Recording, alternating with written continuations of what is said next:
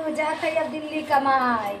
अब नहीं नहीं जाऊ हुआ। जाता उपरांत एक गीत हमार सुन के वही गीत के माध्यम से आया ठीक बा सुनाओ। बहुत जीव भी आए है तुम। हाँ। हाँ बहुत जीव भी है, बहुत परेशान करे हो। जात है जाए खर्चा कमाई। खर्चा मांगा थी ये। अब जब बिना देखा खर्चा के हाय कहाँ पैसा चले हाय जिंदगी? पैसा हाय पैसा घर में का कमा पूजा रहे नहीं तो था। कहाँ जा जा जा पैसा जा दे। दिल्ली, लेकिन हमार बतिया तो तने सुन के जा। ठीक बस सुनाया दे आज सुने ले। पिया